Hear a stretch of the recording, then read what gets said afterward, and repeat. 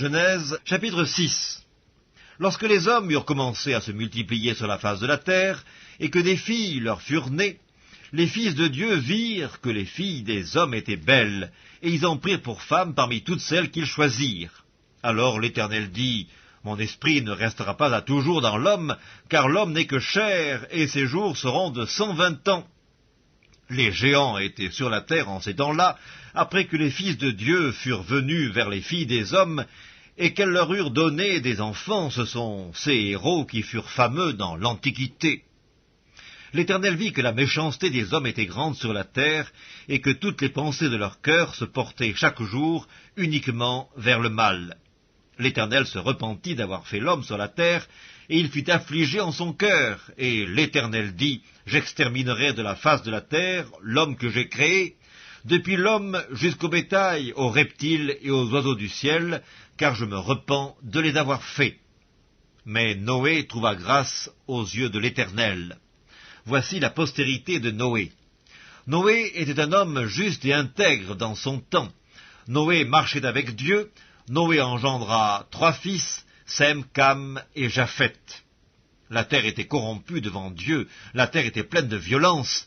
Dieu regarda la terre, et voici, elle était corrompue, car toute chair avait corrompu sa voie sur la terre.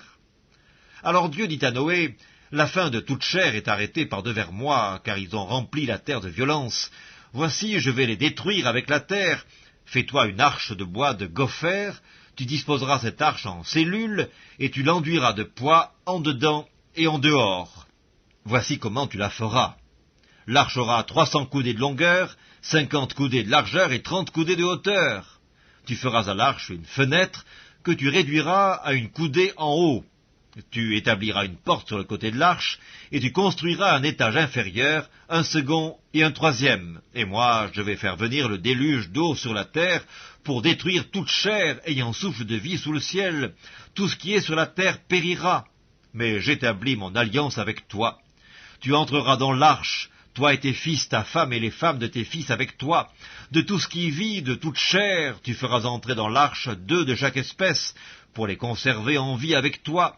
Il y aura un mâle et une femelle, des oiseaux selon leur espèce, du bétail selon son espèce, et de tous les reptiles de la terre selon leur espèce. 2 de chaque espèce viendront vers toi, pour que tu leur conserves la vie. Et toi, prends de tous les aliments que l'on mange, et fais-en une provision auprès de toi, afin qu'ils te servent de nourriture, ainsi qu'à eux. » C'est ce que fit Noé. Il exécuta tout ce que Dieu lui avait ordonné.